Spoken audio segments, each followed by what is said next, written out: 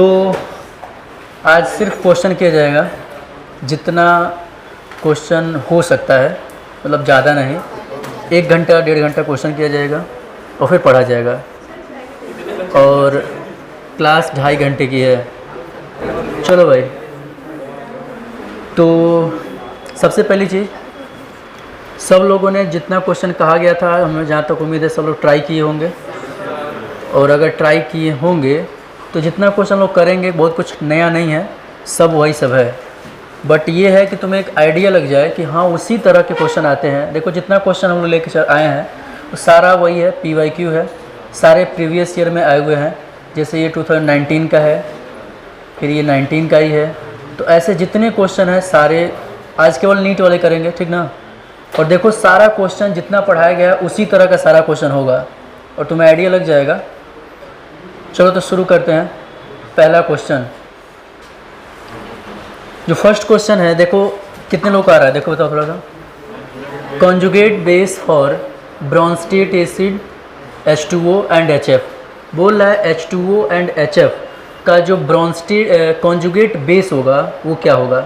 तो ये बताओ, पहले हमने तुम्हें ये बताया होगा कि कैसे एसिड से कॉन्जुगेट बेस बनाते हैं, क्या ये लाइन पता है।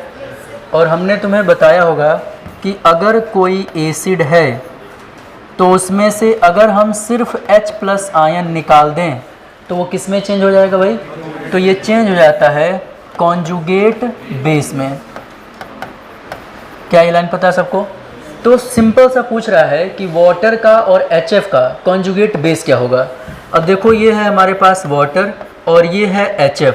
अगर वाटर से हम H+ आयन निकाल दें तो ये किस में चेंज होगा, OH- में। और HF से अगर H+ आयन निकाल दें तो ये किस में चेंज होगा भाई, तो ये चेंज होगा F- में। मतलब वाटर का कॉन्जुगेट बेस क्या बना, OH- आयन, एंड HF का कॉन्जुगेट बेस F-। ऑप्शन क्या होगा। तो देखो ये नीट 2019 में आया है, क्या सलाठी सा क्वेश्चन है, देख रहे हो ना। हो जाएगा ना भाई। चलो अगला क्वेश्चन। अगला क्वेश्चन बोल रहा है which one of the following can not act as Bronsted acid and Bronsted base. कौन Bronsted acid and Bronsted base की तरह काम नहीं करेगा। तो पहले ये बात बताओ, हमने ये चीज़ बताई है ब्रोंस्टेट एसिड और ब्रोंस्टेट बेस क्या होता है। तो हमने तुम्हें बताया होगा ब्रोंस्टेट एसिड उसे बोलते हैं जो H+ आयन रिलीज करता है, जो निकालता है वो है ब्रोंस्टेट एसिड। और ब्रोंस्टेट बेस वो होता है जो H+ आयन रिसीव करता है, ठीक है। मतलब हमें इसमें ये चेक करना है कि किसके पास, देखो ध्यान सुनो, जल्दी जल्दी में क्वेश्चन बहुत सारे लोग गड़बड़ करते हैं। क्वेश्चन में पूछ क्या रहा है, देखो कैन नॉट पूछ रहा है, मतलब कौन ब्रोंस्टेट एसिड और ब्रोंस्टेट बेस की तरह काम नहीं करेगा। मतलब इसका मतलब ज़्यादातर इसमें काम कर रहे होंगे और जो नहीं कर रहा है उसे चूज करना है। तो ये बताओ थोड़ा सा हमको, HClO3 इसकी बात करें तो ये माइनस चार्ज कंटेन कर रहा है। ये माइनस चार्ज कंटेन कर रहा है, इसका मतलब ये हुआ कि ये कहीं ना कहीं H+ चार्ज को निकाला होगा और ये इसमें चेंज होता है H2CO3 से। H2CO3 जो है ये एक H+ आयन निकाल करके तब चेंज होता है HCO3- में। क्लियर है। तो पहले बात बताओ, क्या अगर हम इसको H+ आयन देंगे तो क्या ये रिसीव नहीं कर लेगा। इजीली कर सकता है क्योंकि इसके ऊपर माइनस चार्ज है और इसी से निकल के H+ आयन बाहर गया है। तो जब इसको मौका मिलेगा तो उसको अपने साथ जोड़ भी सकता है और अपने साथ जोड़ करके वापस किस में चेंज हो सकता है, H2CO3 में। मतलब ये H+ आयन एक्सेप्ट करने की टेंडेंसी रखता है और H+ आयन अगर एक्सेप्ट कर रहा है तो ये किसकी तरह काम करेगा, ब्रोंस्टेट बेस की तरह। अब आते हैं कि क्या ये ब्रोंस्टेट एसिड की तरह काम कर सकता है। हाँ, अभी भी ये एसिड की तरह काम कर सकता है क्योंकि अभी भी एक H+ आयन है और ये एक और H+ आयन निकालेगा तो ये चेंज हो जाएगा कार्बोनेट आयन में एंड H+ आयन निकाल देगा। समझ रहे हो भाई। मतलब ये दोनों काम कर पा रहा है, H+ रिसीव भी कर सकता है और यही आयन H+ निकाल भी सकता है। मतलब ये ब्रोंस्टेट एसिड भी हो गया, ब्रोंस्टेट बेस भी हो गया। लेकिन हमसे क्वेश्चन में नहीं पूछा है, कौन नहीं है ये चेक करना है, तो ये तो नहीं होगा। अब आते हैं NH3 के बारे में। NH3 की बात करें तो NH3 के पास होता है एक लोन पेयर, पढ़े हम लोग। और इसकी बात करें तो ये ईजिली H+ आयन को अपने साथ जोड़ पाता है, ये हम लोग पीछे बात किए हैं। और ये H+ आयन को अपने साथ जोड़ करके खुद को चेंज करता है अमोनियम आयन में। ये जब हमने ब्रॉन्स्टेट थियरी पढ़ाया होगा तो ये बताया होगा, ठीक है ना। तो ये H+ आयन रिसीव करके अमोनियम आयन में चेंज हो सकता है।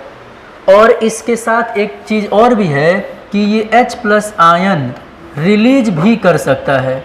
और अगर ये H+ आयन रिलीज कर रहा है तो ये किस में चेंज हो सकता है, NH2- में।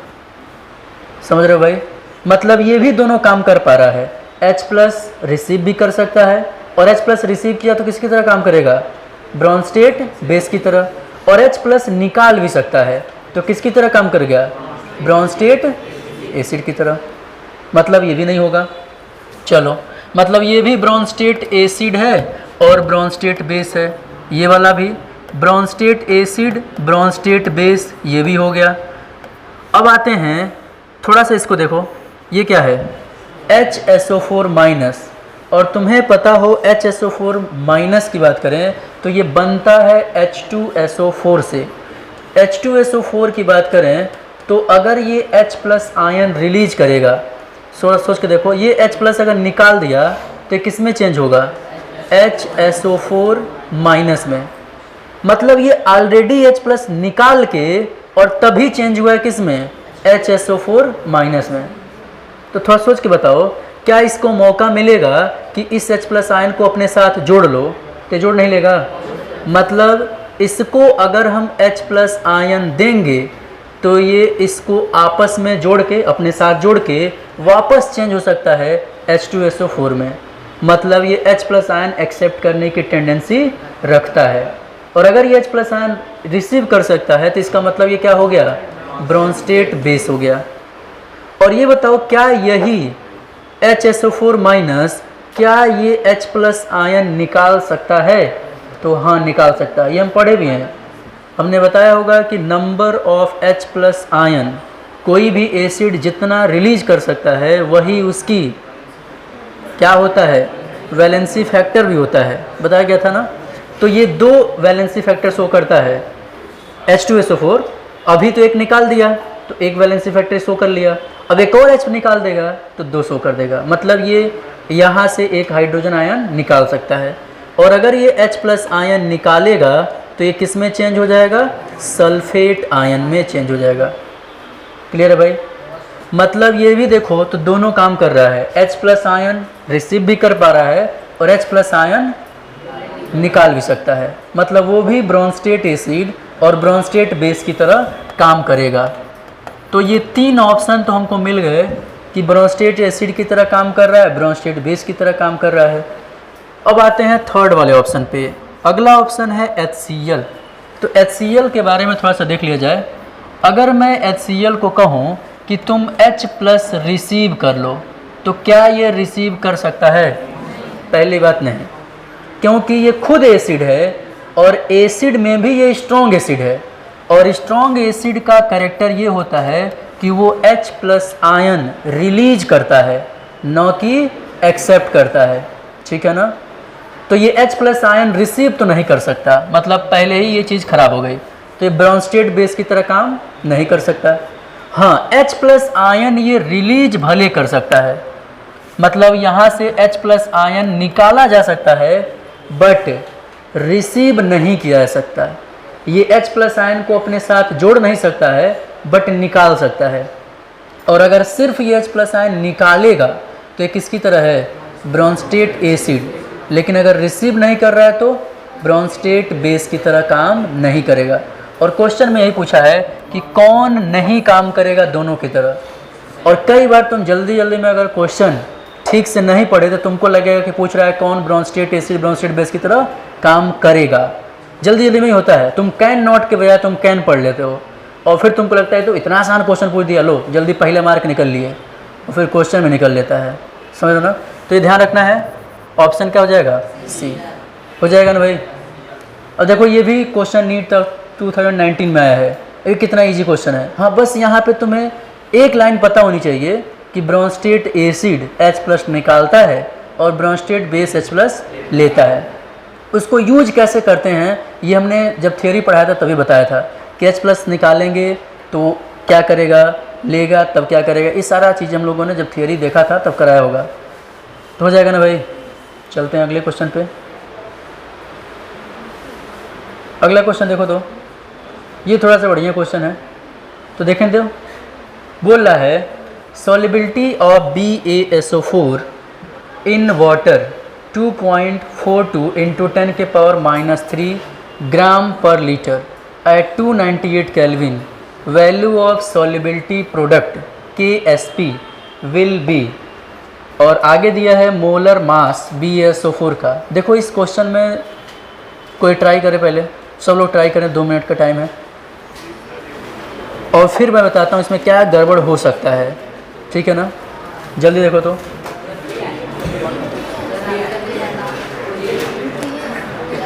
क्वेश्चन ही कराए हैं, नहीं मॉड्यूल में दिया होगा, बात सही है। ये मैं, अरे भाई मॉड्यूल में दिया होगा तो आसमान से वही क्वेश्चन आया है, कहीं पूछा गया वही सब है उसमें भी। तो हमने भी सिर्फ नीट वाले क्वेश्चन कर रहे हैं जो आया हुआ है रिसेंटली 10 सालों के अंदर में।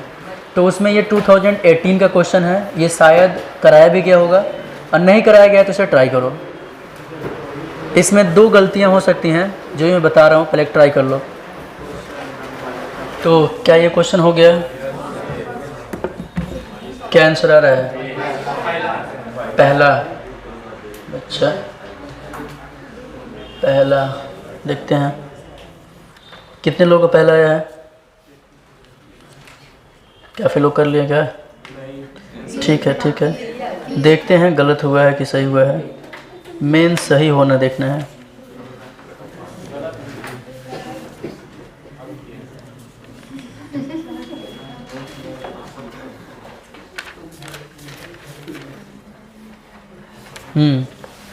सही है, मतलब जितने लोग किए थे आंसर सही लाए हैं। कैसे किया है ये बताओ। हमें पहले क्या करना चाहिए, सुनो पहले क्वेश्चन में पूछ क्या रहा है। पूछ रहा है the solubility of BaSO4 in water, ये दिया हुआ है 298 केल्विन पे। The value of solubility product पूछ रहा है।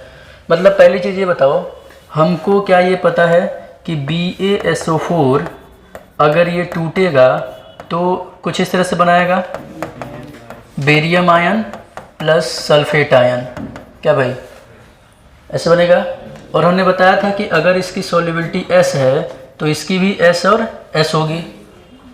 और अगर हम KSP लिखते हैं तो हम लिखते हैं KSP equal to concentration of barium ion, मतलब जो भी आयन होगा, एंड सल्फेट आयन, ऐसे लिखते हैं।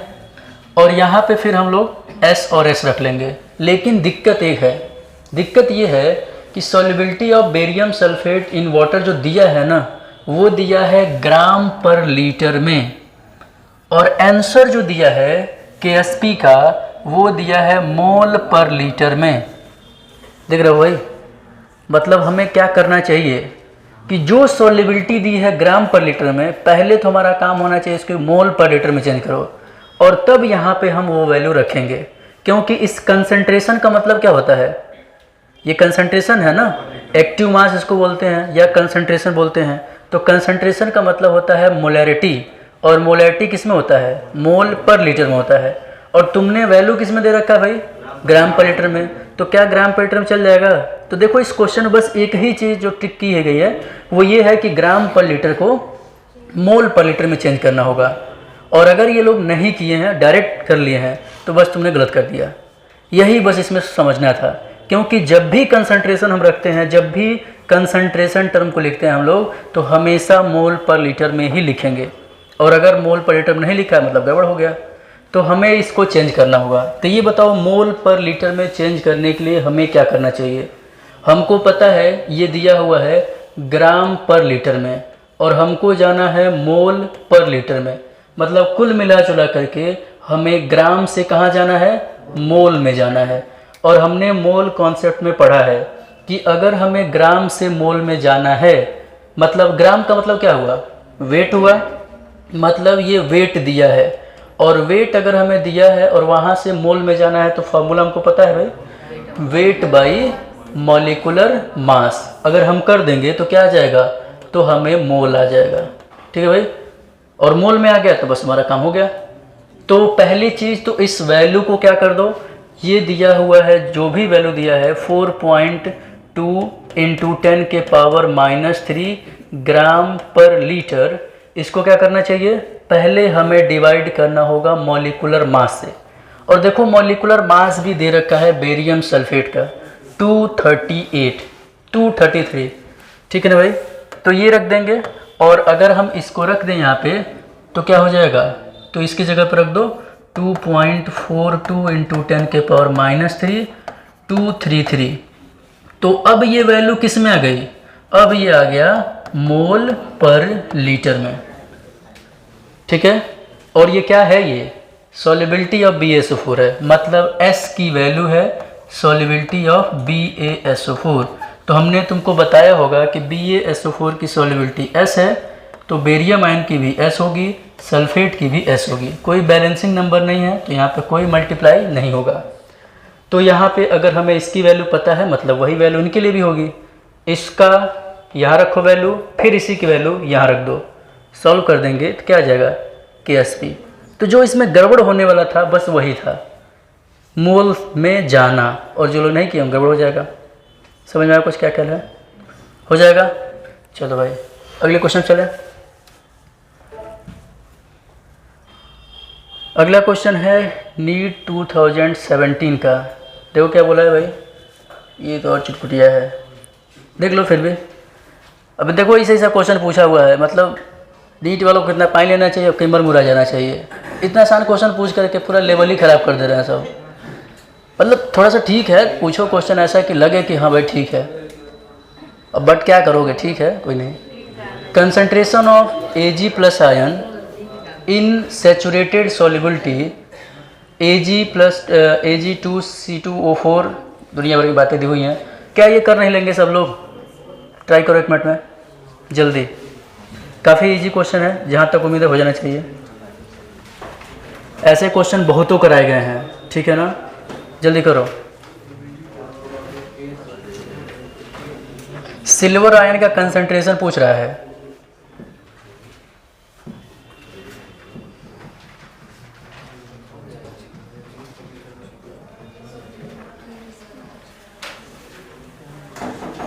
जल्दी करो जल्दी करो।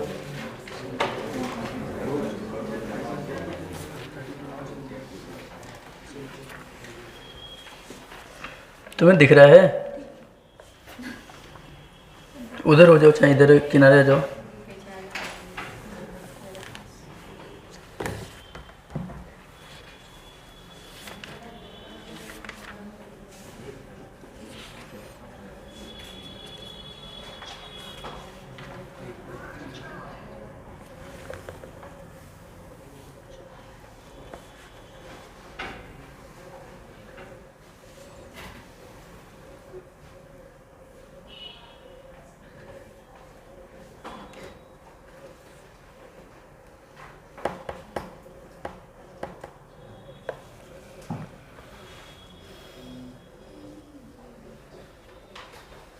आया किसी का आंसर?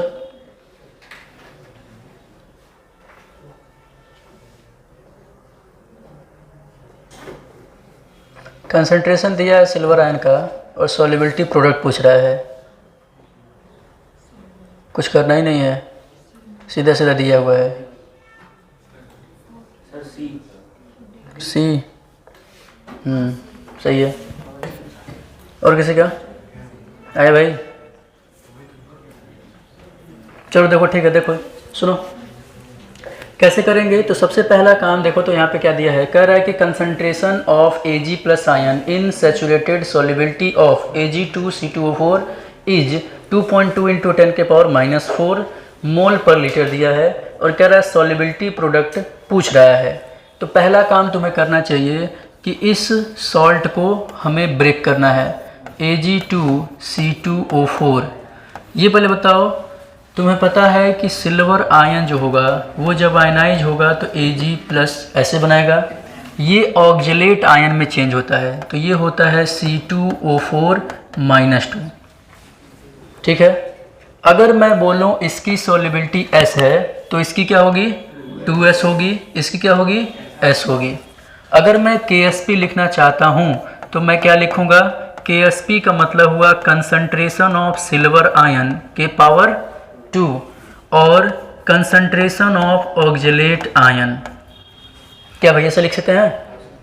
अब ये बताओ, क्या हमें सिल्वर आयन का जो कंसंट्रेशन है उसी की तो वैल्यू लिखी है, देखो ना, कंसंट्रेशन ऑफ सिल्वर आयन दिया हुआ है, उसकी वैल्यू इतनी, मतलब ये किसका वैल्यू दिया हुआ है, इसका वैल्यू दिया है, पावर की नहीं, सिर्फ किसकी वैल्यू दी हुई है, ये दिया हुआ है सिल्वर आयन का कंसंट्रेशन, वो वैल्यू दिया हुआ है क्या है 2.2 × 10⁻⁻⁴ मोल पर लीटर।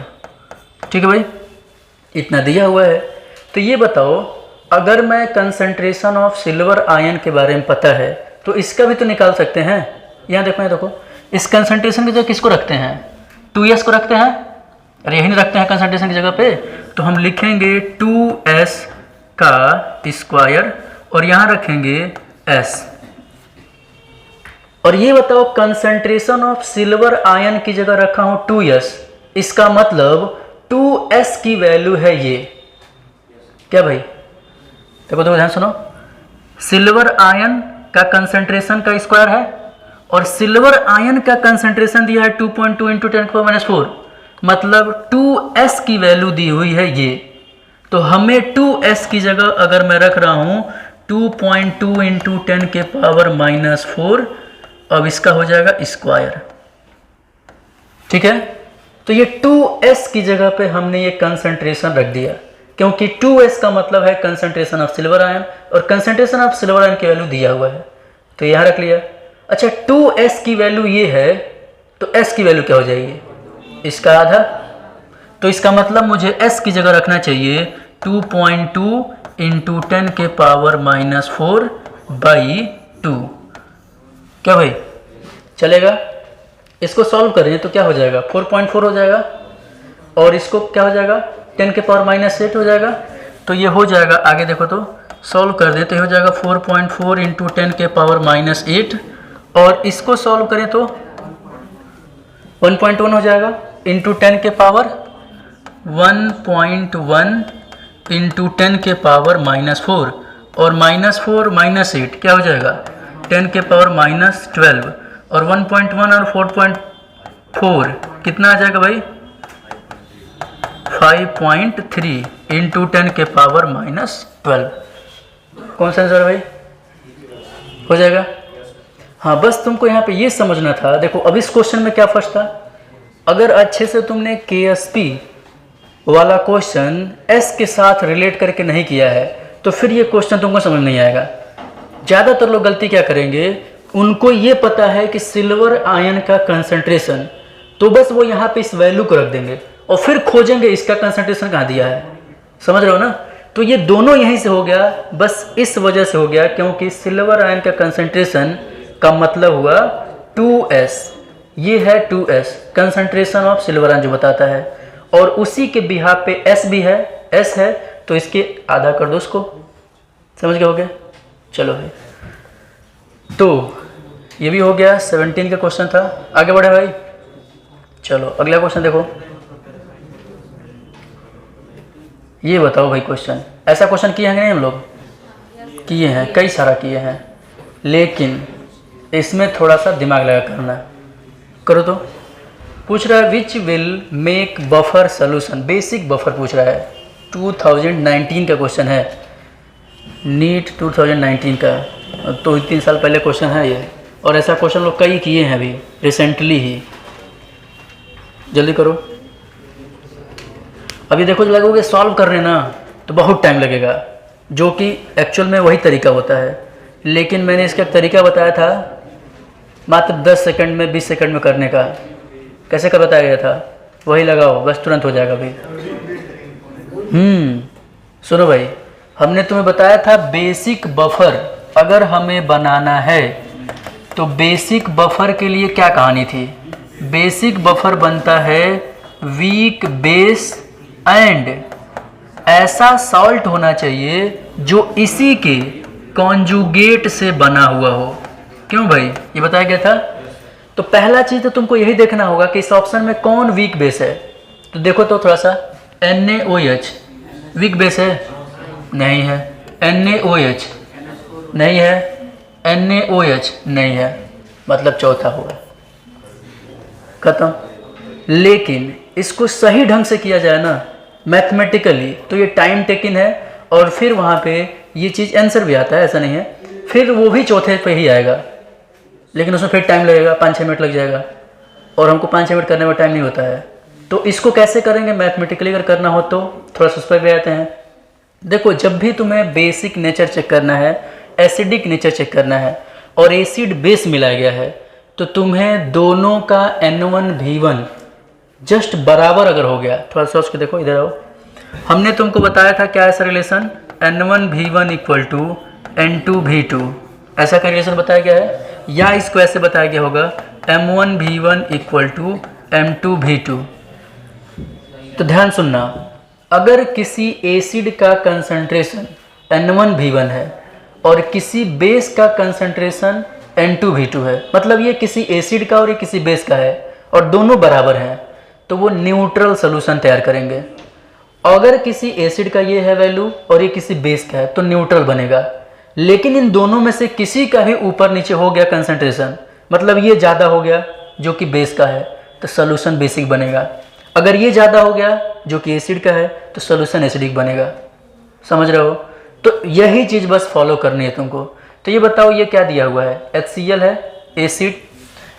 HCl का देखो क्या दिया हुआ है, मोलरिटी दिया है, वॉल्यूम दिया है, और हम चाहें तो इस पर भी लगा सकते हैं, इस पर भी लगा सकते हैं। HCl का वैलेंसी फैक्टर क्या होगा, 1 होगा।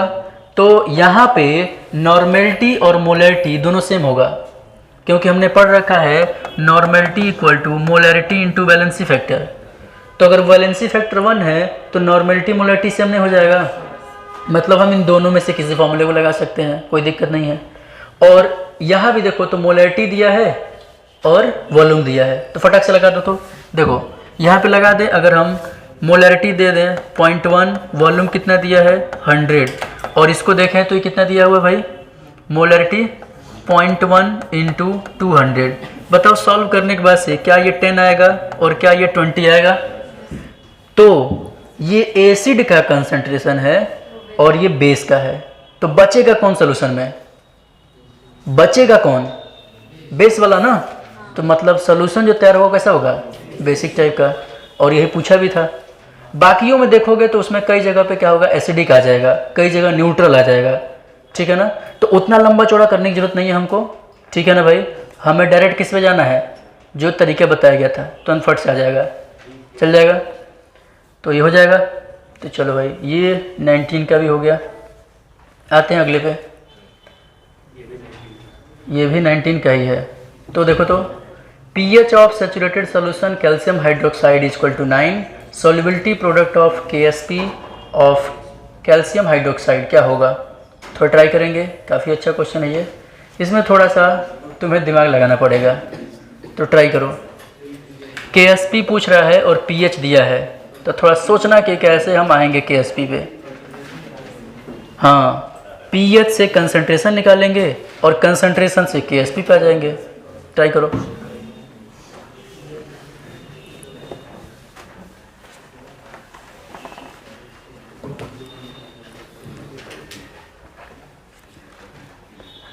देखो, जितना क्वेश्चन करोगे उतने क्वेश्चन में उतनी बातें समझ में आएंगी। इसीलिए बार बार बोला जाता है कि कम से कम एक चैप्टर पे 100 क्वेश्चन करना है, ठीक है ना। हाँ, तो लेवल 1 में शायद 101 क्वेश्चन है, तो जहाँ तक उम्मीद है सब लोग कर लिए हैं ना। तो अब देखो, उतना क्वेश्चन अगर तुम कर लोगे ना, तो तुम्हें पूरे चैप्टर का एक एक बात क्लियर हो जाएगा कि कहाँ पे क्या लाइन पूछी जा रही है, कैसे क्वेश्चन आ रहा है, किस हेडिंग से, क्या क्या बातें मेरे लिए ज़रूरी हैं, क्या बातें ज़रूरी नहीं हैं, अपने आप क्लियर हो जाता है। लेकिन 20 क्वेश्चन करके बैठ जाओगे तो उससे कुछ नहीं होना है, तो फिर तुम एकदम वही बोर्ड वालों के लेवल के रहोगे, 4 लाइन पता है, 4 लाइन पता नहीं है, सुन रहे हो ना। इसीलिए ज़्यादा से ज़्यादा क्वेश्चन करने की ज़रूरत है। तो जल्दी से ट्राई करें भाई इसको। ठीक ठाक क्वेश्चन है ये।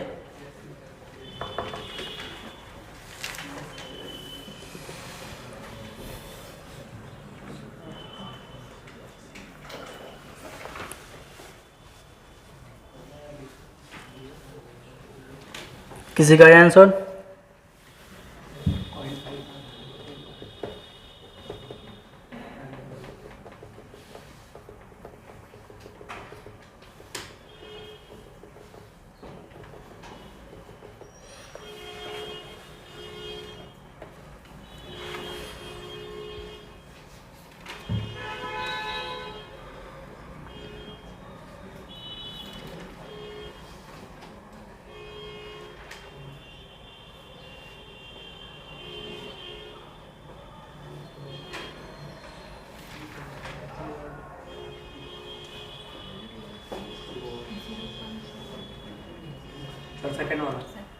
सेकेंड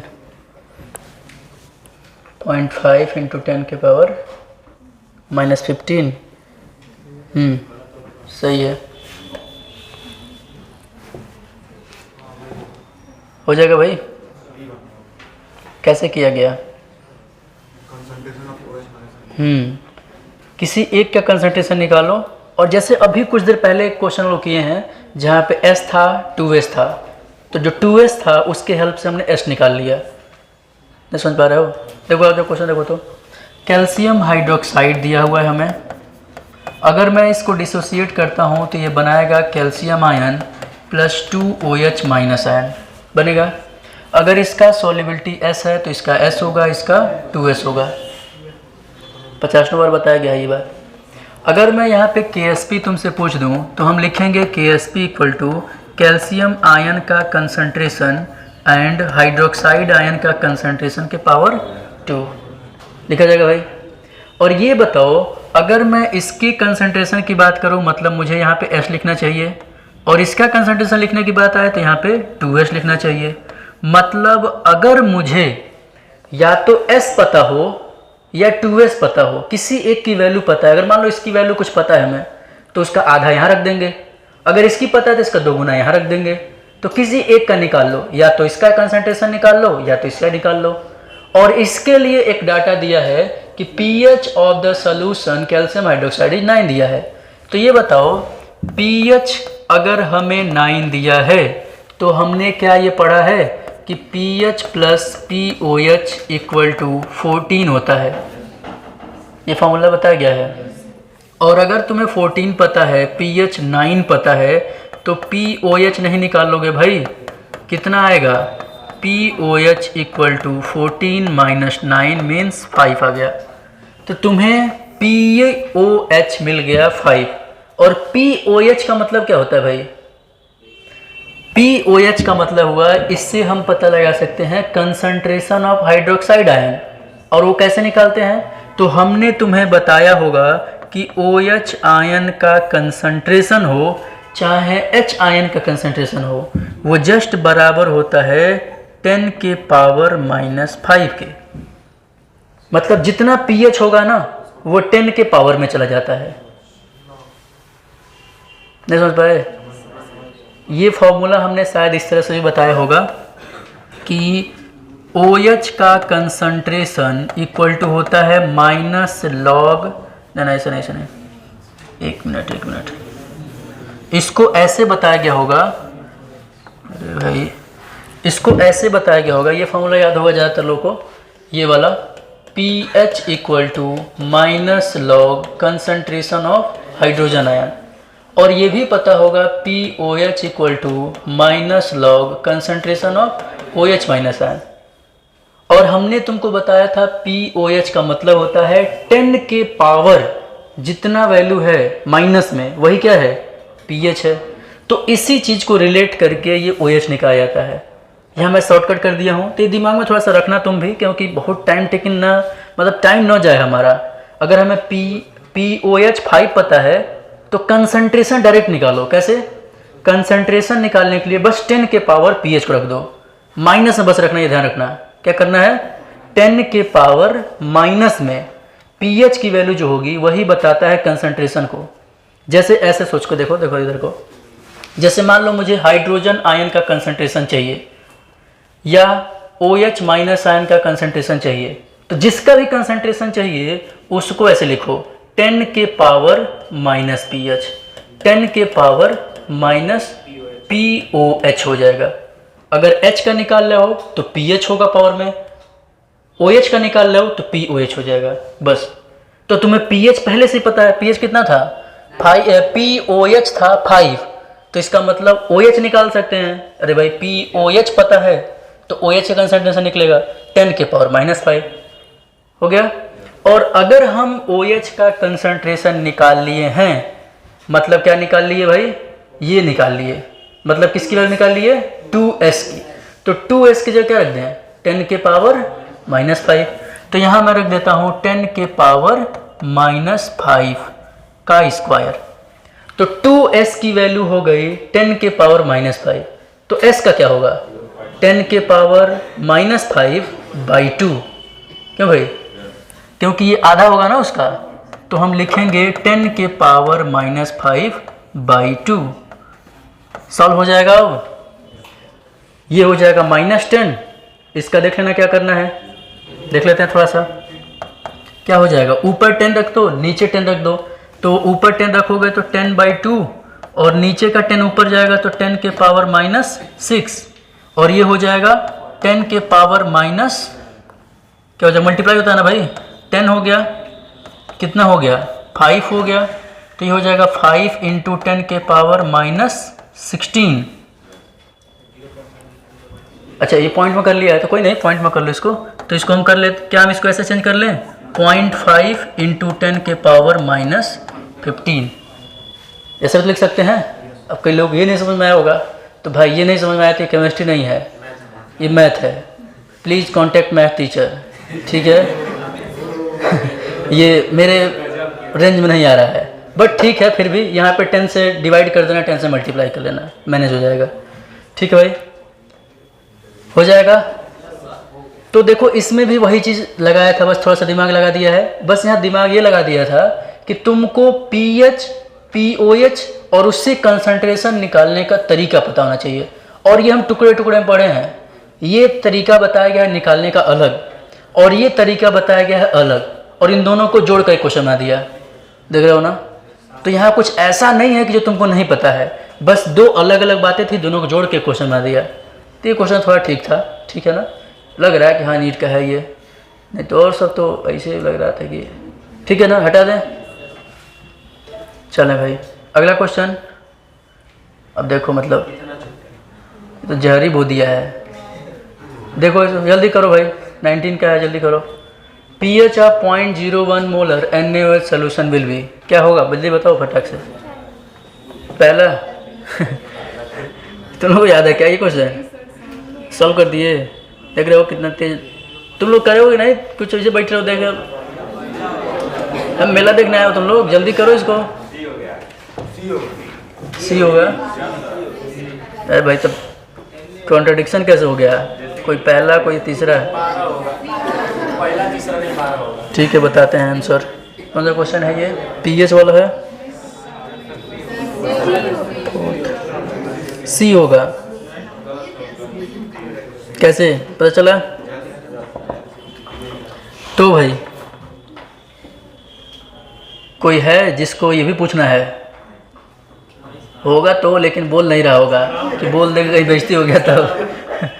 अच्छा तुम हो, चलो ठीक है भाई बताते हैं। देखो सिंपल सा कंसंट्रेशन दिया है, और कंसंट्रेशन से pH की तरफ जानना हम जानते हैं, कैसे करेंगे। तो दिया हुआ है NaOH का कंसंट्रेशन 0.01 मोलर, ठीक है। अच्छा इसको तोड़ा जाएगा तो क्या बनेगा, Na plus and OH minus बनेगा, और जितना ये कंसंट्रेशन है उतना ही इसका बनेगा, क्यों भाई।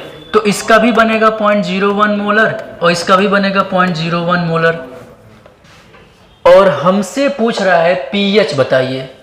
तो ये बताओ अगर मैं इसकी हेल्प ले लूं तो मुझे आ जाएगा POH मिल जाएगा, और POH पता है तो pH भी पता चल जाएगा। तो पहले ये बताओ हमें कंसंट्रेशन पता चल गया OH माइनस का, क्या मैं इसको 10 के पावर -2 लिख सकता हूँ? लिख सकते हैं। तो कंसंट्रेशन ऑफ हाइड्रोक्साइड आयन 10 के पावर -2 है। और अभी मैं तुम्हें एक चीज़ बता के आया हूँ कि कंसंट्रेशन ऑफ OH पता है, तो क्या लिख सकते हैं? POH। और POH कैसे लिखते हैं भाई? तो लिखते हैं -log concentration of OH minus लिखते हैं। और कंसंट्रेशन ऑफ हाइड्रोक्साइड आयन ये दिया हुआ है, लिख दें यहाँ पे, तो हो जाएगा -log 10 के पावर -2। पावर आगे आ जाएगा तो ये हो जाएगा 2, और log 10 की वैल्यू क्या होती है? 1। कहानी खत्म।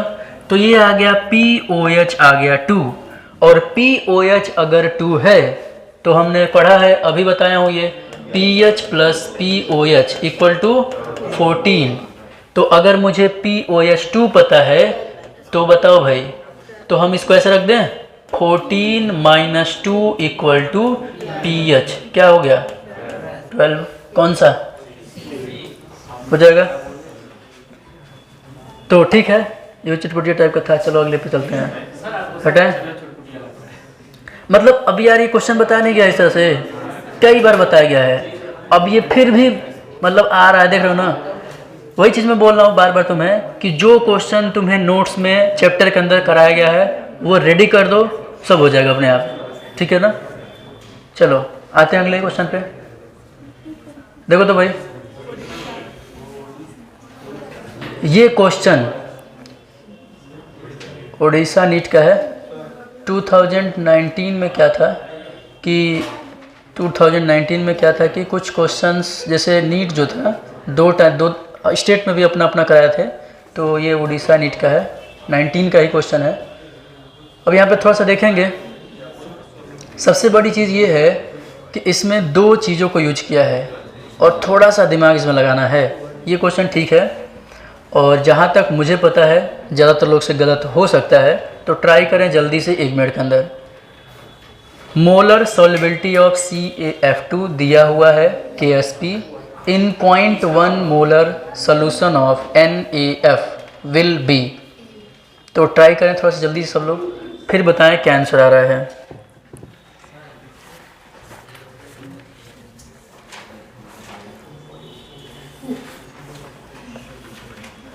जल्दी करो भाई।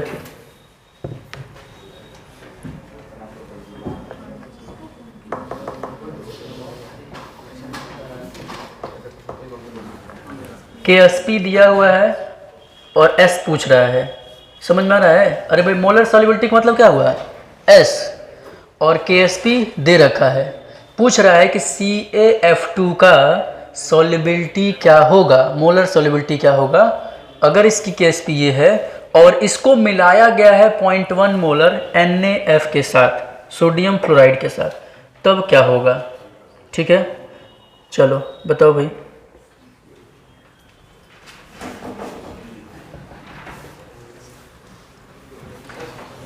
जल्दी बोलो।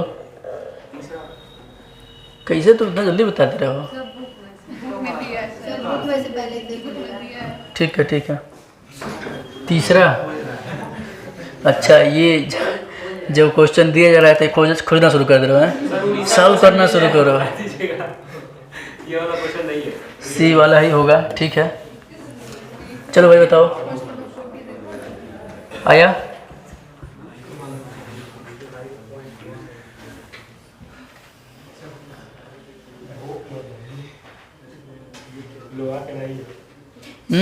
चलो,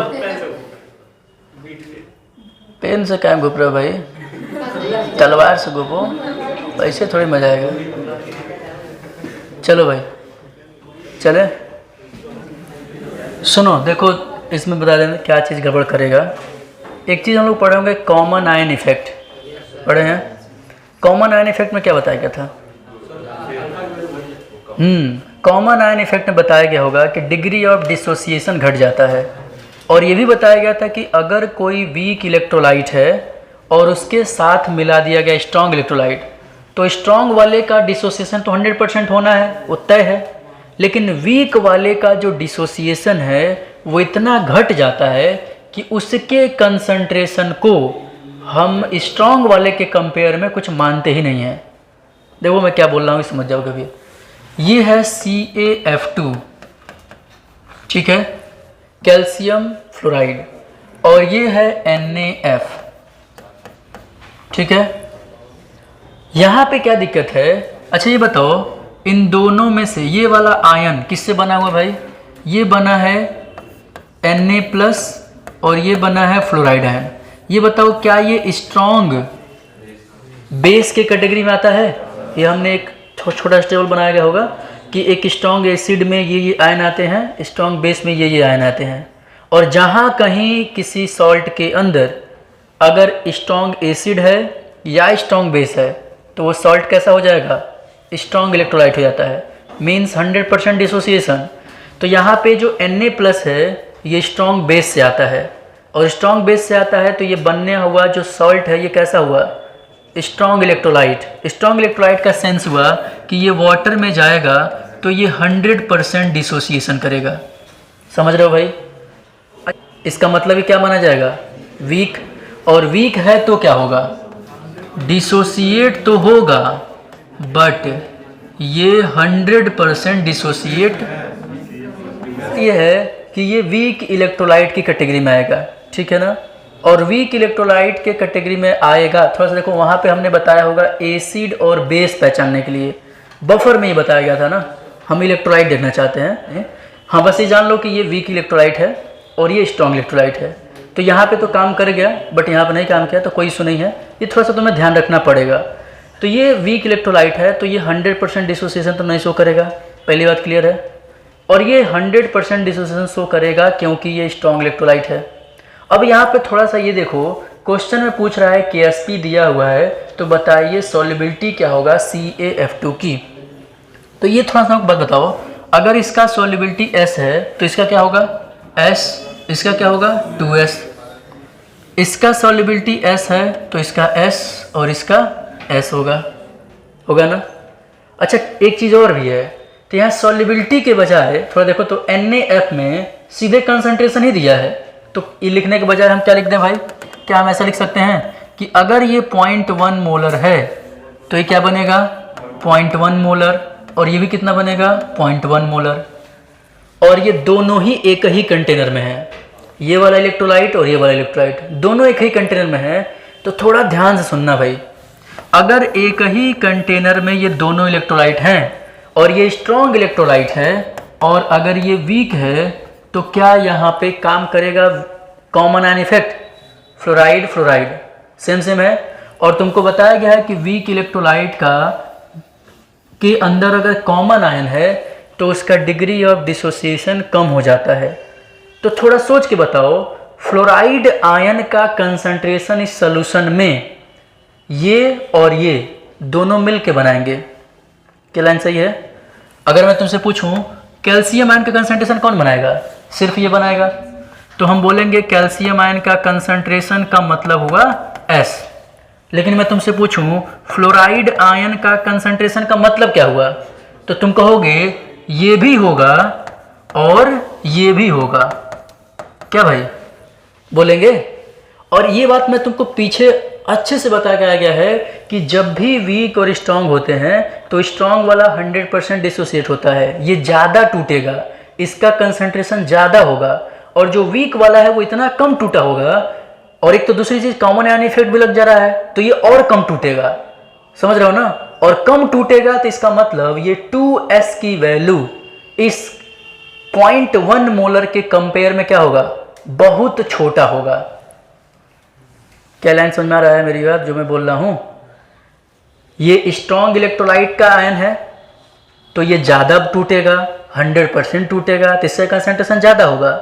और ये वीक वाले का है तो इसका डिसोसिएशन एक तो पहले से ही कम होता है और कॉमन आयन की वजह से ये और घट जाता है। मतलब ये टूट के जो बना होगा ना वो इतना कम होगा कि इसके कंपेयर में बहुत कम होगा।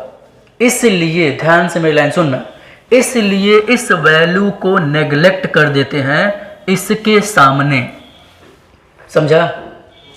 जो स्ट्रॉन्ग इलेक्ट्रोलाइट का कंसंट्रेशन है फ्लोराइड आयन का वो हमेशा काफ़ी ज़्यादा होगा इसके कंपेयर में। इसलिए ये इतनी छोटी वैल्यू है कि इसको नेग्लेक्ट कर देते हैं इसके कंपेयर में। तो अगर मैं नेग्लेक्ट कर दूं तो क्या बन जाएगा, तो ये 0.1 बन जाएगा। तो हमें कंसंट्रेशन ऑफ कैल्शियम आयन भी पता हो गया और कंसंट्रेशन ऑफ फ्लोराइड आयन भी पता हो गया, और मुझे KSP दिया है। तो क्या हम मोलर सॉल्युबिलिटी नहीं निकाल लेंगे CaF2 की? इसका मोलर सॉल्युबिलिटी पूछ रहा है, अब ये हो जाएगा। अरे भाई S तो पूछ रहा है, नहीं कर लोगे? KSP क्या लिखेंगे, सिंपल सा लिखेंगे KSP इक्वल टू लिखेंगे कैल्शियम आयन का कंसंट्रेशन एंड फ्लोराइड आयन का कंसंट्रेशन के पावर 2। और कैल्शियम आयन का कंसंट्रेशन क्या हुआ S, फ्लोराइड आयन का कंसंट्रेशन क्या होगा 0.1 का होल स्क्वायर, और KSP की वैल्यू दे रखी है, दिया है, तो लिख देंगे 5 × 10 के पावर -11। अब इसको सॉल्व कर दोगे तो S नहीं आ जाएगा, बस ये तो पूछ रहा था। हाँ, बस इस क्वेश्चन में क्या दिमाग लगाना था, तो बस यही दिमाग लगाना था, ये 2S को नेग्लेक्ट करना, और इतना ही तुमको नहीं पता है, कॉमन आयन वाली बात तुमको नहीं पता है, तो ये क्वेश्चन नहीं हो पाएगा।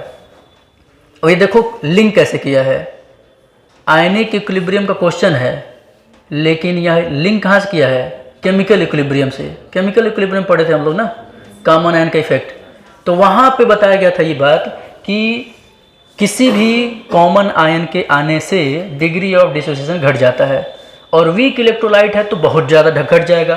तो वीक इलेक्ट्रोलाइट से बना हुआ जो आयन है उसको हम लगभग ना के बराबर मान लेंगे, और जो स्ट्रॉन्ग इलेक्ट्रोलाइट का आयन है उसी को मान के चलते हैं, क्योंकि उसका कंसंट्रेशन ज़्यादा होता है और उसका कम होता है वीक वाले का। तो ये नेग्लेक्ट करने वाली बात अगर तुम्हें नहीं पता है, या ये रिमूव करेंगे नहीं पता है, तो ये क्वेश्चन गड़बड़ हो जाएगा, नहीं कर पाओगे। ठीक है, कर लोगे? ठीक है भाई, अब आते हैं अगले पे। 5.3 होगा तभी तो आएगा 5.3। क्या हुआ, क्या हुआ? अच्छा, यहाँ पे 5.3 होगा, हो सकता है मिस्टेक हो गया होगा, 5.3 कर लो। ठीक है भाई, चलेगा। अगले क्वेश्चन पे आते हैं, कोई दिक्कत नहीं ना इसमें? ठीक है,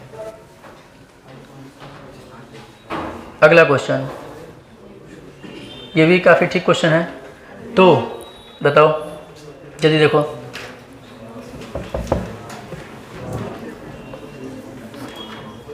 ट्राई करेंगे जल्दी से। पहला, बड़ा जल्दी पहला बता दिया है,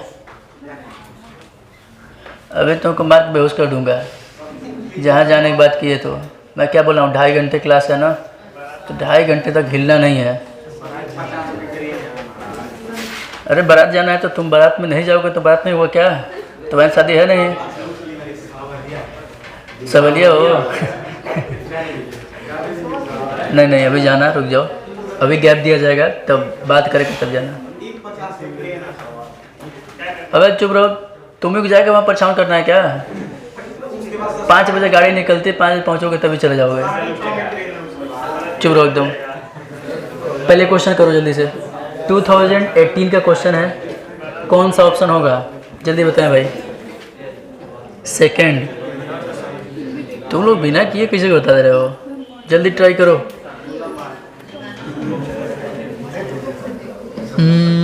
सेवेंथ का डी, नहीं 7th नहीं होगा है ना। क्वेश्चन ये पूछ रहा है, विच solution have prepared by mixing, following solutions were prepared by mixing different volumes of NaOH and HCl of different concentrations। Option कुछ छोटा छोटा दिख रहा है क्या? हाँ, ऑप्शन एक्चुअल में क्या है, क्वेश्चन आधा ही हमें लग रहा है छपा है। आगे इसमें ये पूछ रहा है कि pH of which one of them will equal to 1। कह रहा है कि इसमें से जितने भी मिक्सर दिए गए हैं, इसमें से किसके पास pH 1 होगा। तो इसको आगे बढ़ा देते हैं क्वेश्चन में हम, pH ऑफ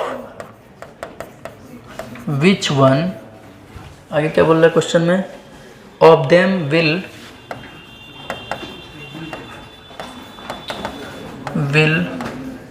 इक्वल टू 1। कौन से ऑप्शन में जो ये हमें मिक्सर मिला है 4 तरह का, इसमें से कौन से मिक्सर से pH हमें 1 मिलेगा, यही पूछ रहा है। पहले से, दूसरे से, तीसरे से, चौथे से। तो बताओ भाई। अच्छा, आँख बंद करके मत करो, सब क्वेश्चन आसान नहीं आता है। थोड़ा सा ठीक क्वेश्चन है ये, जल्दी करो। मिला मिला के बोल रहे थे ना, जल्दी सॉल्व करो। कोई किया भाई? यहाँ पे क्या करना चाहिए हमको? pH 1 कब होगा? pH 1 होने का मतलब हुआ कि सॉल्यूशन एसिडिक होगा। और एसिडिक किस कंडीशन में होगा आप चेक करो जल्दी से। सी वाले में। अच्छा, ये कैसे करेंगे? अभी मैं एक चीज़ बताया हूँ तुम्हें, M1V1 इक्वल टू M2V2, वैसे भी कर सकते हैं।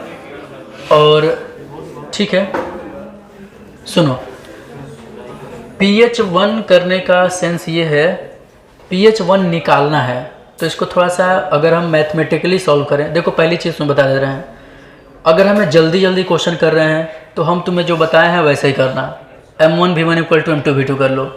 जहाँ देखो बैलेंस हो गया न्यूट्रल, जहाँ पे ऊपर नीचे हो रहा है उसी तरह का सलूशन बनेगा। जैसे मैं अगर जल्दी जल्दी करूँ तो ये पहले बताओ फटाक से, जल्दी देखो जल्दी देखो।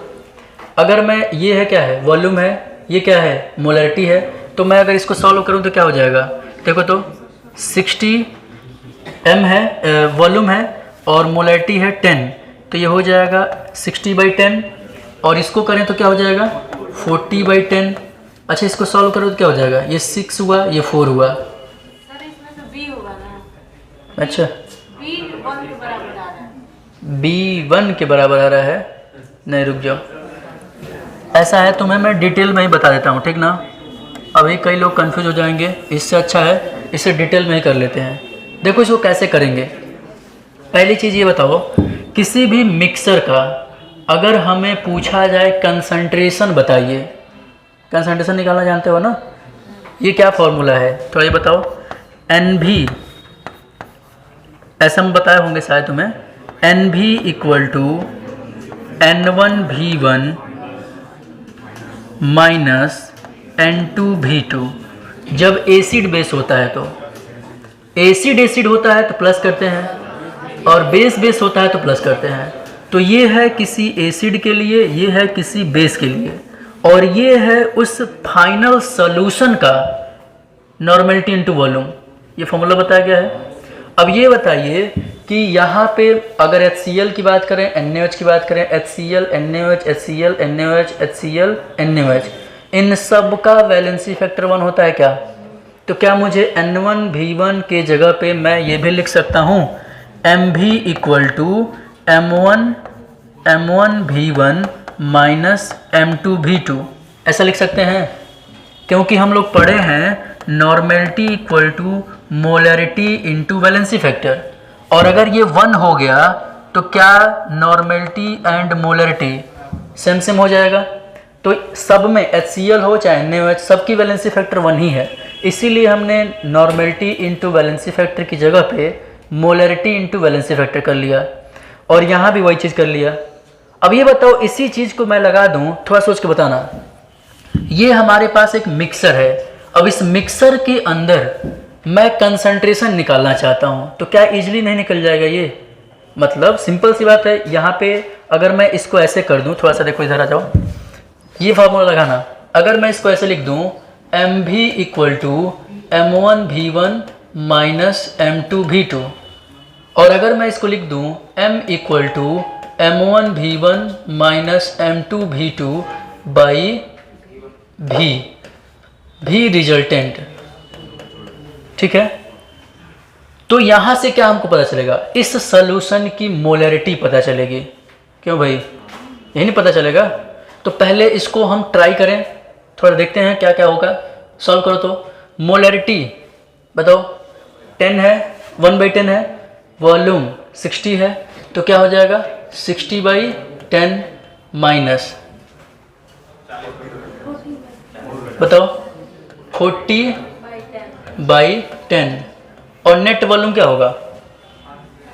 नेट बताओ, 60 + 40 100, अच्छा इसको सॉल्व करोगे तो क्या हो जाएगा 6 4 कितना आ जाएगा 2/10 और 2 ऊपर चला जाएगा 10 -2 हो जाएगा। अरे भाई ऊपर सॉल्व हुआ 2 100 ऊपर जाएगा तो 10 के पावर -2।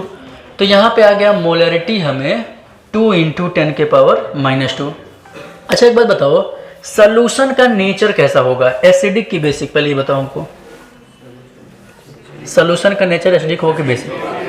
एसिडिक होगा क्योंकि ये बताओ पहले कौन है एसिड, फिर कौन है बेस, और कौन बच रहा था 6 यहाँ आ रहा था, यहाँ पे 4 आ रहा था, सॉल्यूशन एसिडिक आ रहा था।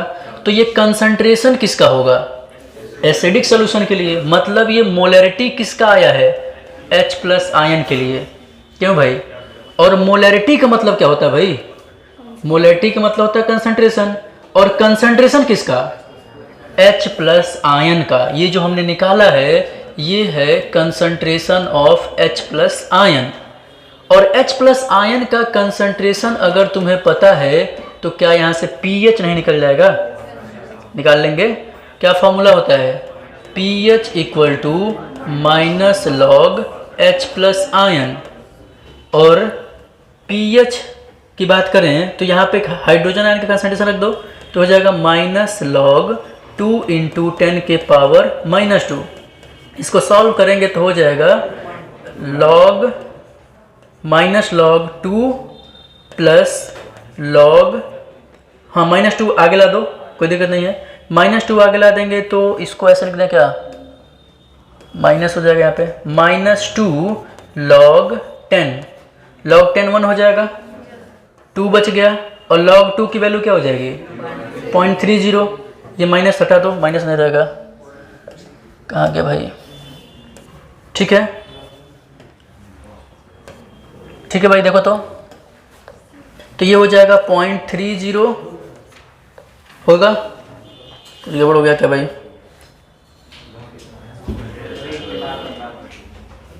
देखो तो कुछ कैलकुलेशन में गड़बड़ हो रहा है क्या?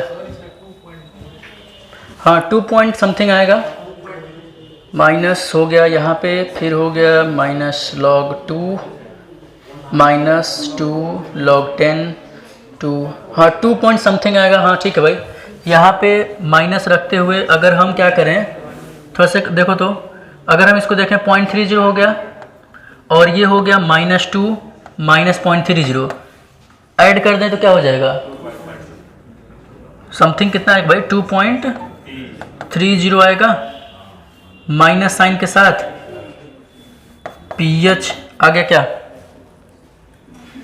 नहीं आएगा वो तो पता है, ठीक है कोई नहीं, कैलकुलेशन कर लेना। तो मेन थीम क्या है, कैसे करेंगे? अब ध्यान सुनो, ये चीज़ जैसे हमने करा है वैसे ही करते जाना है और लास्ट में pH तुम्हें निकालना है। और pH हमें क्या चेक करना भाई, कब 1 आएगा। तो सबके करके देखना, इसमें भी फिर क्या करना होगा तुम्हें M1V1 - M2V2 by net volume. तो क्या आ जाएगा, यहाँ भी मोलरिटी आ जाएगी और मोलरिटी आएगा तो फिर कंसंट्रेशन किसका होगा H+ आयन का। फिर यहाँ पे ये चारों केस में तुम्हें करना होगा। तो ये जल्दी करने के लिए क्या कर सकते हो, उतना लंबा चौड़ा करने के बजाय क्या कर दो, फटाफट यहीं सॉल्व कर दो। 55/10 क्या हो जाएगा 5.5, 4.5 1 होगा, 1/100 ऊपर चाहेगा तो क्या हो जाएगा। इस तरह से कैजुअली नहीं कर लोगे, क्या ऐसा लंबा चौड़ा करने की जरूरत है नहीं। फाइनली जहाँ तुम पहुँचोगे वो होगा कंसंट्रेशन ऑफ H+ आयन, और कंसंट्रेशन ऑफ H+ आयन को देख के ही आइडिया लग जाएगा pH 1 आएगा कि नहीं आएगा। कंसंट्रेशन अगर pH 1 लाना है तो कंसंट्रेशन हमारा 10 के पावर -1 के टर्म में होना चाहिए। क्या भाई समझ रहे हो ना? हम ये चीज़ बोल रहे हैं कि pH 1 होने के लिए H+ आयन का कंसंट्रेशन 10 के पावर -1 होना चाहिए, क्योंकि हमने तुम्हें बताया था कि pH का मतलब हुआ 10 के पावर निगेटिव में जो भी वैल्यू होगी pH होता है। तो अगर कंसंट्रेशन 10 के पावर, ध्यान सुनो मेरी बात, कंसंट्रेशन 10 के पावर में जो भी माइनस में आएगा वही pH होगा। तो अगर इतनी वैल्यू किसी की आ रही है तो समझ जाना pH 1 होगा। तो तुम्हें हर क्वेश्चन में यही लेकर पहुंचना है, वहां तक पहुंच के देखना है क्या 10 के पावर -1 आ रहा है, और 10 के पावर -1 नहीं मतलब pH 1 नहीं। तो तुम तीसरे वाले को थोड़ा देख लेते हैं हम लोग। तीसरे वाले को सॉल्व करें तो क्या ये ऐसा होगा 75/5 माइनस 25/5 और ये हुआ केवल M1V1 minus M2V2 by volume और ये हो जाएगा मोलरिटी। तो ये बताओ कितना हो गया भाई 15 माइनस 5 और ये हो जाएगा कितना 25 75 100। तो क्या हो गया भाई 10/100 1/10 10 के पावर -1 आ गया। और जैसे ही कंसंट्रेशन ये मोलरिटी जैसे ही 10 के पावर -1 आया तो समझ जाना 10 के पावर -1 आना मतलब H प्लस आयन का कंसंट्रेशन कितना है 10 के पावर -1 और H प्लस आयन का कंसंट्रेशन 10 के पावर -1 होना मतलब pH 1 होना। तो बस तुम्हें ज़्यादातर क्वेश्चन में मतलब इन सारे ऑप्शन में यही चीज़ चेक करनी है। अब इसको थोड़ा सा तुम्हें कैलकुलेशन थोड़ा फास्ट रखना पड़ेगा इस क्वेश्चन के लिए और नहीं तो फिर गड़बड़ा जाएगा मामला। समझ रहे हो ना, हो जाएगा। तो थर्ड ऑप्शन आगे चलें। जाओ वहाँ बात कराओ और फिर जाना, ठीक है। तो ये हो जाएगा भाई। एक क्वेश्चन और देख लेते हैं, 10 क्वेश्चन हो जाएगा, फिर थोड़ा सा रेस्ट दिया जाएगा और फिर क्लास स्टार्ट किया जाएगा। क्योंकि देख रहे हैं तो लोग मतलब कितना देर हुआ 1 घंटा 15 मिनट हुआ ना क्लास, 1 घंटा 12 क्लास शुरू किए हैं ना, 1 घंटा 15 मिनट अभी क्लास हुआ तुम्हारा। तो 2 क्वेश्चन 3 क्वेश्चन और कर लेते हैं, 1.5 घंटा हो जाएगा, फिर गैप कर देंगे और फिर 1 घंटा पढ़ा देंगे, ठीक है ना। तो चलो ठीक है 1.5 घंटे कर लेते हैं पहले। तो हटा दे भाई, कर लोगे ना ये वाला क्वेश्चन हो जाएगा ना, ठीक है। आते हैं अगले क्वेश्चन पे। क्या हुआ अब आप लोग कहीं का जाओ उधर बात कराओ। हाँ थोड़ा सा इसको देखेंगे भाई। ये क्वेश्चन काफ़ी इजी है इस सेंस में, बात करा क्या ना। हाँ समझा। इस क्वेश्चन में बस तुम्हें थोड़ा सा ध्यान रखने की ज़रूरत है चीज़ों को। हाँ यहाँ पे एक्जोथर्मिक प्रोसेस है, इसको दिखा रहा है ये, ठीक है ना। हाँ थोड़ा सा देख के बताओ तो क्या होगा। नीट 2018 का क्वेश्चन है भाई। बोल रहा विच one of the following condition will maximum formation of product in the reaction. ये रिएक्शन दिया हुआ है जिसमें A2 B2 अलग अलग गैस हैं, ये आपस में मिल करके X2 को बना रहे हैं और यहाँ पे जो एंथैल्पी चेंज हो रहा है वो -x किलो जूल है। तो बताइए यहाँ पे प्रोडक्ट के ज़्यादा से ज़्यादा बनने के लिए क्या कंडीशन हो सकती है। पहला ऑप्शन बोल रहा है low temperature high pressure, low temperature low pressure, high temperature high pressure, high temperature low pressure. बताओ भाई क्या होना चाहिए। क्वेश्चन नंबर 10, जल्दी बताओ तुम्हें क्या लग रहा है क्या होना चाहिए। पहला, कई लोग पहला बोल रहे हैं, किस बिहार पे पहला। गुड क्वेश्चन है इसलिए। अच्छा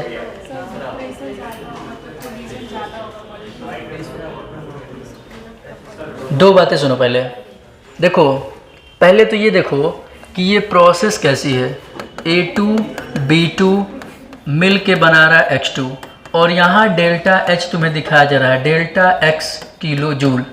डेल्टा X रिप्रेजेंट करता है जब भी कहीं पे माइनस में एंथैल्पी चेंज लिखा जाता है तो माइनस में एंथैल्पी चेंज बताता है कि ये प्रोसेस एक्जोथर्मिक है।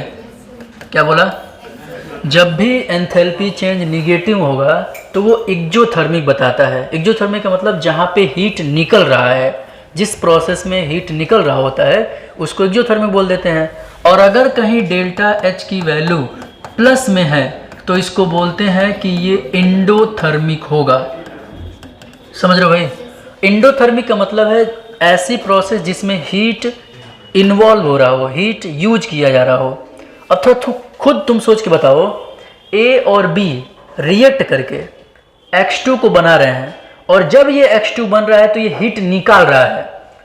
तो ये बताओ जो प्रोसेस होने के बाद हीट निकाल रहा है, उस प्रोसेस में हीट देना जरूरी है क्या? नहीं। जहाँ हीट निकल रहा है वहाँ हीट चाहिए ही नहीं। अगर उसको चाहिए होता तो निकालता थोड़ी। सोच के देखो, कोई भी काम अगर हो रहा है जहाँ पे हीट निकल रहा है तो वहाँ पे हीट देने की जरूरत है क्या? नहीं। उसको हीट की जरूरत होती तो हीट निकालता ही नहीं। वो तो परेशान है हीट से, इसलिए हीट निकाल रहा है, और तुम उसी में हीट देना शुरू कर दिए, काम गड़बड़ा जाएगा ना। तो कोई भी एक्जोथर्मिक प्रोसेस जहाँ पे हीट रिलीज हो रहा है वहाँ पे हमें हीट नहीं देना होता है, मतलब हमें टेम्परेचर कम रखना होता है। पहली चीज़, यहाँ पे टेम्परेचर कम वाला फिक्स हो गया कि लो टेम्परेचर पे ये प्रोसेस होगा। तो जितने भी एक्जोथर्मिक प्रोसेस होते हैं वो कहाँ पे होते हैं भाई? लो टेम्परेचर पे होते हैं, ठीक है ना। और इंडोथर्मिक किस में होंगे? हाई टेम्परेचर पे। वो हीट मांग रहा है, कोई प्रोसेस जिसको कराने के लिए हीट चाहिए होगा, वहाँ पे टेम्परेचर हमें क्या करना पड़ेगा? हाई रखना पड़ेगा। हीट मांग रहा है, इसका मतलब उसका टेम्परेचर हाई रखो। तो कोई भी इंडोथर्मिक प्रोसेस में टेम्परेचर क्या होता है? हाई टेम्परेचर होता है, ठीक है ना। तो ये 2 लाइन ध्यान रखना, ये कईयों जगह यूज होगा। तो एक तो बात समझ में आ गई होगी कि एक्जोथर्मिक है तो लो टेम्परेचर होगा। अब दूसरी बात, यहाँ पे ये भी गैस है और ये भी गैस है और ये भी गैस है, तो यहाँ पे प्रेशर मुझे क्या रखना चाहिए? तुम्हें पता है गैस के मॉलिक्यूल एक्सपेंड करते हैं, फैलते हैं, और जितना ही तुम प्रेशर लगाओगे वो उतना ही पास पास आएंगे। क्या भाई? मतलब जब ज़्यादा हम प्रेशर लगाएंगे तो गैस के मॉलिक्यूल जो दूर दूर थे वो पास पास आएंगे, और पास पास आएंगे तो कंबाइन करेंगे। और मुझे इस क्वेश्चन में बोल रहा है कि प्रोडक्ट को ज़्यादा से ज़्यादा बनाना है तो मुझे प्रेशर ज़्यादा रखना चाहिए कम?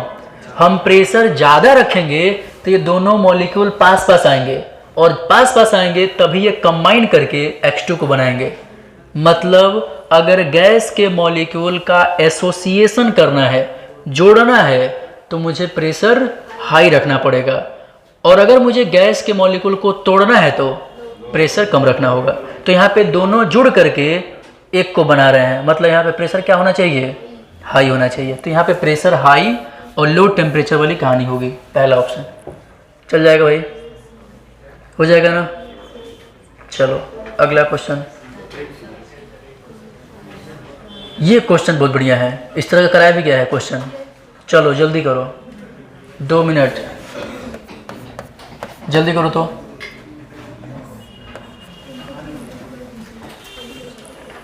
बहुत जबरदस्त क्वेश्चन है, नीट 2017 का, मतलब बहुत टिपिकल नहीं है, मतलब इसमें थोड़ा सा दिमाग लगेगा, और ये प्रैक्टिस कराया गया है तो ये जो उम्मीद है कि और जल्दी हो जाना चाहिए। इस तरह क्वेश्चन 2-3 कराए गए हैं, 4-5 हमको लग रहा है, केवल इसी तरह के।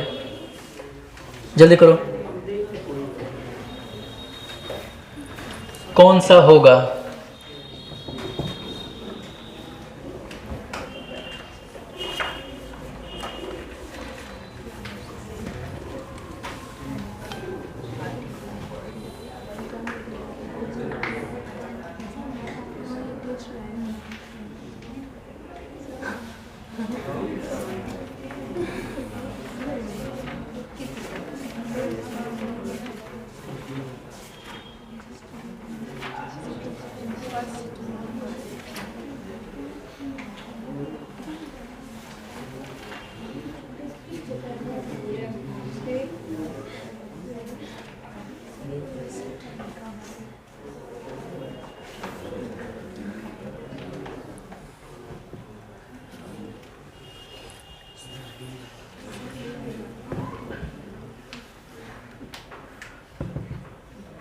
एक घंटे 50 मिनट हो गए हैं, 10 मिनट और फिर ये क्वेश्चन ख़त्म हो जाएगा, ठीक है। फिर गैप देंगे। अब सोच रहे हैं ख़त्म कर क्या, 2-4 ठो बचा है, करा देते हैं इतना भी। टोटल एम था 15 क्वेश्चन कराने का।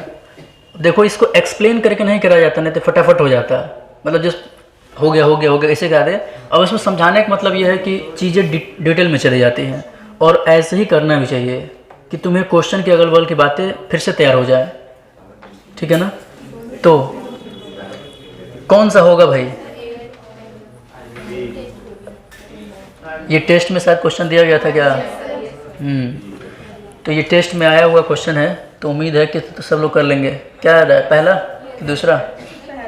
पहला, ठीक है पहला। देखते हैं कितने लोग का कहा हुआ सही है।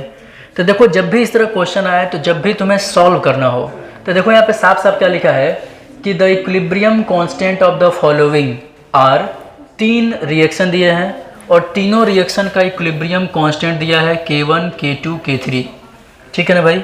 और यहाँ पे क्वेश्चन ये पूछ रहा है कि बताइए equilibrium constant of the reaction, किसके लिए, तो इस रिएक्शन के लिए बताइए।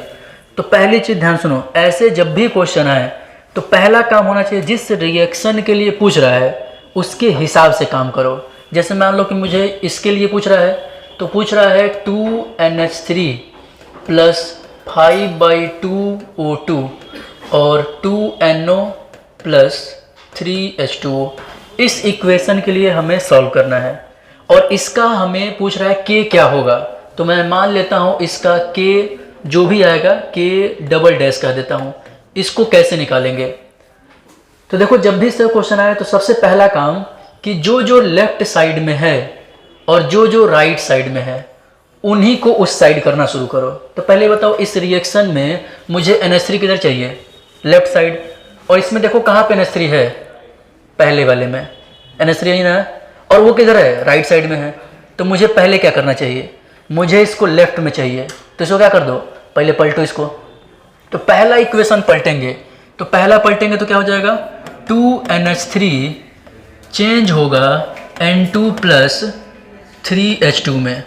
और तुमको मैं बताया हूँ कि जब भी रिएक्शन को हम पलटते हैं तो K1 का क्या हो जाता है, इन्वर्स हो जाता है। मतलब अब K1 क्या रहेगा, अब 1/K1 हो जाएगा। अब K1 नहीं रहा, अरे दोस्त नहीं रहा, यहाँ पे K1 है, ठीक है ना। यहाँ देखो अब दूसरी चीज़, अच्छा O2 को हमें किधर चाहिए, लेफ्ट साइड। तो खैर O2 का बहुत कन्फ्यूजन है, ठीक है ना, क्योंकि O2 इधर भी है इधर भी है, दो जगह पे है। तो O2 को छोड़ दो, जब दो जगह तीन जगह हो तो उसके भी यहाँ पे नई चीज़ें चेक करेंगे।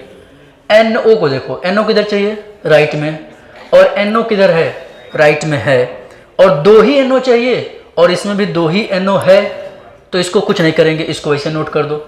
मतलब हमको जिधर चाहिए उधर है, ये जिधर हमको राइट में चाहिए राइट में है, तो बस इसको उठा के इसमें जोड़ दो, पहले वाले में जोड़ दो। तो इसको उठा के यहाँ रख दिया, तो यहाँ रखेंगे तो हो जाएगा N2 plus O2 equal to 2NO, और ये क्या हो जाएगा K2, चलेगा। अब हमको क्या चाहिए भाई, हमको चाहिए वाटर के 3 मॉलिक्यूल, और वाटर चाहिए राइट में। क्या वाटर राइट में है, राइट में है, लेकिन क्या ये 3 मॉलिक्यूल है, नहीं 3 नहीं है। तो 3 कैसे कर सकते हैं, 3 का मल्टीप्लाई कर दो। तो 3 से अगर मल्टीप्लाई कर दें तो ये क्या हो जाएगा, तो ये हो जाएगा 3H2 plus 3/2O2 equal to 3H2O। और तुमको पता है कि जब किसी नंबर से मल्टीप्लाई करते हैं तो वो कहाँ जाता है, पावर में। तो K3 का क्या हो जाएगा, K, ठीक है। तो ठीक है भाई ना, बस यही बात बोल रहा हूँ मैं कि ये क्वेश्चन समझाने में हमको कितना टाइम लगा है। नहीं तो ये प्रैक्टिस अगर अच्छी रहेगी तो ये क्वेश्चन यही क्वेश्चन मतलब जो लिखा है इसी में हो जाएगा फटाफट। बस इसको इन्वर्स मतलब उल्टा करना है तो इन्वर्स हो जाएगा, इसको कुछ नहीं करना है छोड़ दो। इसमें 3 का मल्टीप्लाई हुआ Q हो जाएगा, बस तीनों का ऐड कर दो, आगे आंसर। तो इतना करने की जरूरत नहीं है, बस समझाने के लिए हमने बताया, इसलिए इतना टाइम लग गया है, ठीक है ना। तो जब भी क्वेश्चन मिले तो इसको ट्राई करना कि यहीं पे हो जाए, ऑप्शन में ही, ठीक है ना। तो अगला क्वेश्चन देखें, बस 5 मिनट और फिर बस ये क्वेश्चन देखो तो भाई काफ़ी अच्छा क्वेश्चन है, नीट 2017 का। बहुत अच्छा नहीं है बट ठीक ठाक है। चलो बताओ, थक गए हो क्या तुम लोग?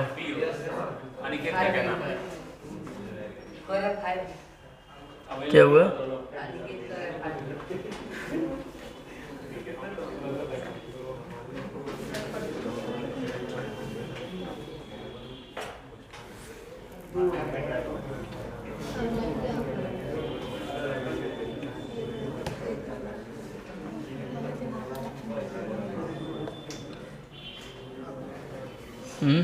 कर नहीं दो क्या तुम लोग? जल्दी करो जल्दी करो। 5 लीटर सही, ऐसा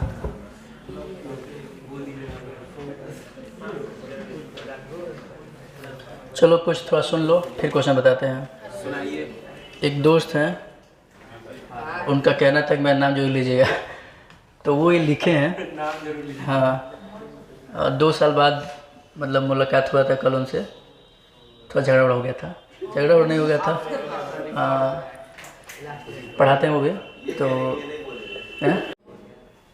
पहली लाइन है इसकी, गलतियों से जुदा तू भी नहीं मैं भी नहीं, दोनों इंसान हैं। अरे सुनो तो पहले पूरा। गलतियों से जुदा तू भी नहीं मैं भी नहीं, दोनों इंसान हैं, ईश्वर तू भी नहीं मैं भी नहीं।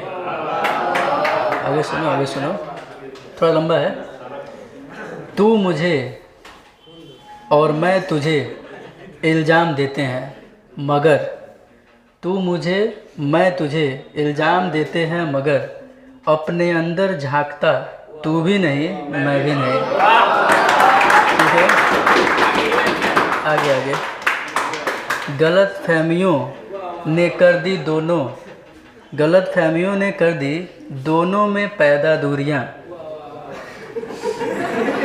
आगे तो सुनो, वरना बुरा तू भी नहीं मैं भी नहीं। तो ये प्रदीप सर का लिखा हुआ है। पढ़ाने आ रहे हैं क्या? हाँ, तो उनका कहना था कि जो मेरे मन में है वो मैं लिखा हूँ, आप सुन लीजिए। तो वो सुनाया कल और मैं तुम लोग सुनाया हूँ। हाँ, तो ऐसा कुछ होता रहता है, तो ठीक है। तो चला जाए भाई। तो ठीक है, ये क्वेश्चन अभी के लिए होमवर्क है, ठीक है ना। इसको करके सब लोग रखेंगे। अभी 5 मिनट बाद फिर क्लास अगर चलती है तो ठीक है, फिर नहीं तो आगे अगले क्लास में। ठीक है, चलिए बस आज इतना है।